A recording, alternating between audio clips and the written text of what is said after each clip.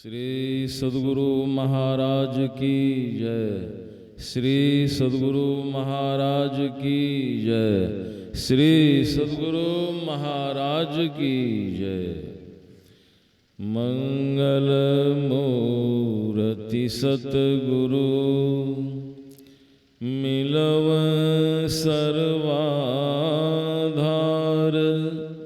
मंगलमय मंगल करन बिनवो बारंबार।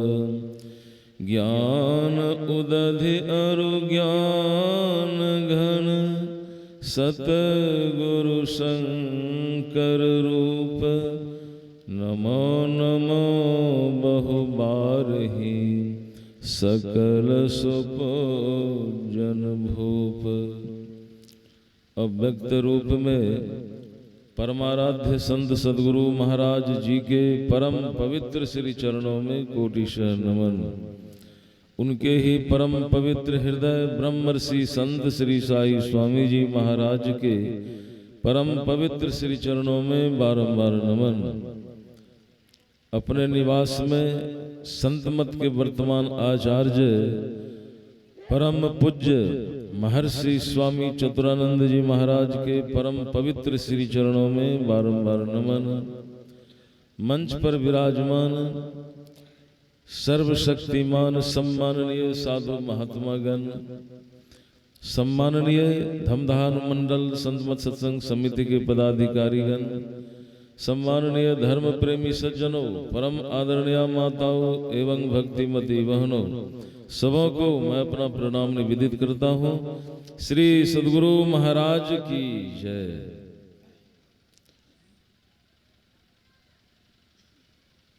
परमात्मा ने दो प्रकार की सृष्टि किया है, एक है जड़ और दूसरा है चेतन। इन दो प्रकार की सृष्टियों में चार खानी है, जैसे अंडज, पिंडज, उखमज और अंकुरज। इन चार खानियों में 84 लाख प्रकार की योनियां हैं, जैसे 20 लाख अस्थावर जानो, 9 लाख सब जलचर मानो, 11 लाख कृमि कविगाए, पक्षीगण 10 लाख बताए, 30 लाख पशु जानो भाई, 4 लाख बानर समुदाई। मतलब 84 लाख प्रकार की योनियां हैं। रामचरितमानस में एक स्थल पर लिखा हुआ है, जो भगवान श्री राम का ही वचन है। उन्होंने कहा है कि अखिल विश्व यह मम उपजाया, सब पर मोरी बराबर दाया। उन्होंने कहा कि जितने प्राणी हैं सबों को मैंने बनाया उपजाया, इसलिए सभी प्राणियों के ऊपर हमारी दया सम रूप से यानी बराबर बराबर होती रहती है। दूसरे स्थल पर उन्होंने कहा कि सब मम प्रिय, सब हमारे प्रिय हैं, इसलिए सब मम प्रिय सब मम उपजाए, पर सबसे अधिक मनुज मोहि भाए। कहा भगवान ने कि सबसे हमारे प्रिय हैं मनुष्य मानव। इसलिए अभी हम लोगों ने सुना, ग्रंथ का जो पाठ हुआ उसमें सुना कि बड़े भाग्य मानुष तन पावा। ऐसा नहीं कहा कि बड़े भाग देवता तन पावा, ऐसा नहीं कहा कि बड़े भाग जानवर तन पावा, ऐसा नहीं कहा। मतलब कहने का है कि भगवान की दृष्टि में हम जितने मानव हैं सब एक जाति के हैं। यूं तो हम सब लोग ब्राह्मण, क्षत्रिय, वैश्य, शूद्र ये 4 वर्ण मानते हैं, लेकिन भगवान के नजर में भगवान श्री राम कह रहे हैं कि बड़े भाग्य मानुष तन पावा। मतलब जितने मानव हैं बड़े भाग्यशाली हैं। मानव भाग्यशाली नहीं है, अरे मानव तनधारी जीव आत्मा भाग्यशाली। यहाँ पर मानव शब्द से संबोधन करके हम जीवात्मा को उपदेश कर रहे हैं भगवान। तो भगवान के कथनानुसार यह जो मानव तन है यह बड़ा ही विशेष है, बड़ा विशेष है। लेकिन मानव तन में मानवता भी होनी चाहिए। अभी हम लोगों ने सुना कि मानव तन में ये दरवाजा है तो ये रास्ता है तो मोक्ष प्राप्ति का द्वार है, फलना चला, ठीक है, सब कुछ है, लेकिन सबसे पहली बात कि मानवता होनी चाहिए। मानवता हमारे आराध्य देव संत श्री साई स्वामी जी महाराज की वाणी में है कि मनुज में मानवता का मोल, मानवता विहीन प्राणी ढोता मानव का खोल। मानवता विहीन है तो केवल मानव का ढोल को ढो रहा है, ढोल को संभाल रहा है। कोई भी सज्जन कह सकते हैं कि क्या मैं मानव नहीं हूं? ठीक है, आप मानव हैं, पर जरा सा सोचें, विचारें, सोच विचार करके देखें कि मानवता के बिना आप मानव कैसे? जबकि लूटपाट, मारकाट, अत्याचार, अनाचार, दुराचार, बेविचार, बलात्कार, झूठ, चोरी, नशा, हिंसा, प्रवृत्ति, दुष्कर्मों को करना, क्या यही मानवता है? जबकि हम कुकर्मों को करते हैं तो हम में मानवता कहाँ? कैसे हम मानव हो गए? मानवता तो तब जब काम, क्रोध, लोभ, मोह, मद, ईर्ष्या आदि इन मनोविकारों से बचकर क्षमा, शील, संतोष, नम्रता, करुणा, उदारता आदि सात्विक गुणों को हम धारण करेंगे, तब हमारे में मानवता आ सकती है। एक बाबा थे और किसी शहर में मसाल लेकर के घूम रहे थे। कभी कभी किसी दुकान में भी चले जाते, तो दुकान में बहुत ग्राहक लोग रहते हैं, सौदा पानी लेने खरीदने। तो ग्राहकों में से एक दो आदमी कहा कि बाबा ये दिन का समय है, क्या खोज रहे हैं? क्या ये मसाल लेके घूम रहे हैं, खोज रहे हैं, कुछ खोज रहे हैं क्या? कि हाँ भाई, मैं तो कुछ खोज रहा हूँ जरूर। क्या खोज रहे हैं? कहा मैं मनुष्य को खोज रहा हूँ। तो उन लोगों ने कहा कि इतना बड़ा शहर है, इतने मानव हैं और मनुष्य नहीं दिखलाई पड़ रहा है। कहा एक भी मनुष्य नहीं है। कहा सो कैसे? कहा लो इस मसाल को हाथ में देखो।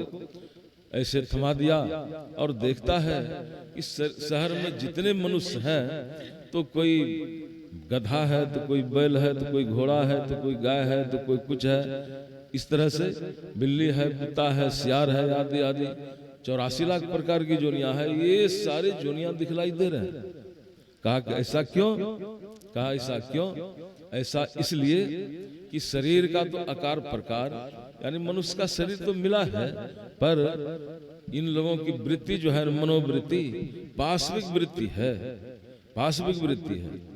इसलिए ऐसा दिखलाई दे रहा है कि शरीर छूटने के बाद फिर ऐसे ही में जाना पड़ेगा। कहने का मतलब कि हम सबों में मानवता होनी चाहिए। आज आप देखिए कि भाई भाई में मेल नहीं है, पिता पुत्र में मेल नहीं है, पति पत्नी में वे मनुष्य है, एक दूसरे के ऊपर विश्वास नहीं है, एक देश दूसरे देश को, एक व्यक्ति दूसरे व्यक्ति को दमन करके उसके धन को हड़पना चाहता है। भौतिक जगत के विज्ञान से चकाचौंध होकर के हम सब लोगों को क्या है, ये आदि भौतिक विज्ञान के चमत्कार से चकाचौंध हो रहे हैं। क्या यही मानवता है? आप देखिए कि पक्षी की तरह आकाश में उड़ने के लिए सीख गए। समुद्र की भीतरी सतह, अंतर में सबसे नीचे जो होता है सतह, भीतरी सतह और ऊपरी सतह पर मछली की तरह चलना सीख गए, पर इस पृथ्वी पर मनुष्य की तरह चलना अब तक नहीं सीखे हैं। तो कहने का मतलब है कि यही सब सारे ज्ञानों को सुनाने, समझाने, बुझाने के लिए यह सत्संग का आयोजन हुआ करता है। यही सारे ज्ञानों को सुनाने समझाने के लिए। तो कहने का मतलब है कि मानवता होनी चाहिए। हम सब लोग मानव है। मननशील प्राणी को मानव कहा जाता है। मननशील प्राणी मानव होते हैं। तो मनन क्या करते हैं? दिन रात मनन करते हैं। लेकिन करते क्या है मनन? मनन यही करते हैं कि ये हमारी पत्नी है तो ये हमारे पति हैं, ये हमारे पुत्र है तो ये हमारी पुत्री है, ये हमारी माँ है, ये हमारे पिता हैं, ये हमारे भाई हैं, ये हमारे कर कुटुंब है, सगे संबंधी हैं, ये हमारे जगह जमीन खेत खलियान है, ये हमारा घर है, मकान है, दुकान है आदि। इन सबको हम पहचानते हैं, इस सब का ज्ञान हो रहा है। लेकिन संत मत का ज्ञान है कि अपने आप को पहचानो। इसीलिए यह मानव तन मिला है कि अपने आप का ज्ञान होना चाहिए। विषय तो यही है कि मानव तन की उपादेयता यानी सार्थकता, मानव जीवन की सफलता तो किस में है? इसी में है कि अपने आप के ज्ञान में आ जाना। एक शायर ने लिखा है, इबादत है किसी नासाद को फिर साद कर देना, इबादत है किसी बर्बाद को आबाद कर देना। यही सीखा है सागर हमने मुर्शद के कदम छूकर, खुदा से हो अगर मिलना तो पता खुद का लगा लेना। तो पता खुद का यानी परमात्मा का यह पता कैसे लगेगा? जब तक अपने आप का पता नहीं लगेगा, अपने आप का पता नहीं लगाएंगे यानी अपने आप को नहीं पहचानेंगे तो उस परमात्मा का ज्ञान हो नहीं सकता है। तो अपने आप का पहचान क्या? बहुत सारे ग्रंथों को पढ़ लिए, बहुत लेक्चर भाषण सुन लिया, या लेक्चर भाषण देने के लिए जान गए, रिझाया खूब दुनिया को। संत साई स्वामी जी महाराज की वाणी है कि रिझाया खूब दुनिया को, सुना बातें बना बहुतों, रिझाया यदि न अपने को। मतलब अपने आप का ज्ञान नहीं हुआ तो रिझा दुनिया को क्या होगा? कुछ होने वाला नहीं है। कहने का मतलब है कि अपने आप का ज्ञान होना चाहिए। ऐसा नहीं कि पढ़े 6 शास्त्र 18 पुराण पढ़े, वेद उपवेद आदि अंत को छाना है, गीता रामायण श्रुति स्मृति पढ़े, सांख्य योग न्याय आदि दर्शन भी जाना है, जाना है बनाना छंद सौरठा चौपाई को, जाना है ध्रुपद राग भैरवी का गाना है, इतना जो जाना का खाक धूल छाना है। तो जाना क्या? जो सत्य स्वरूप पहचाना है। तो अपने आप के ज्ञान में आना है।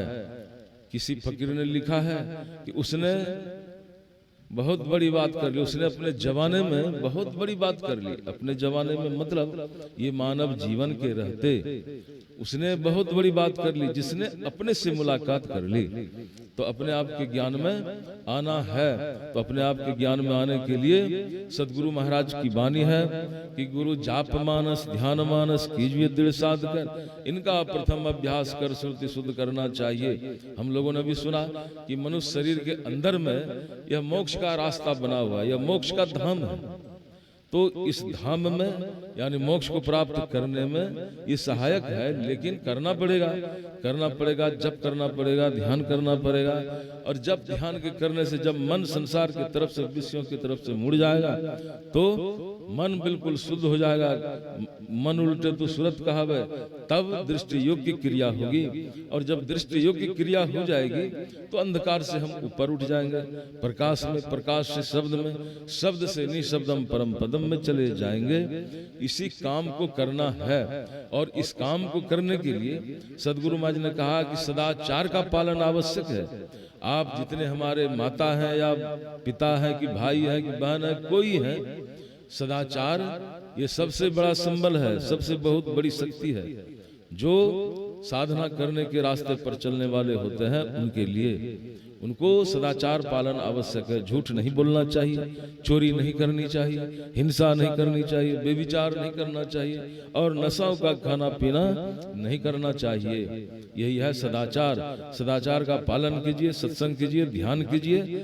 इसको इतने को करेंगे तो यह मानव जीवन हमारा सफल हो जाएगा।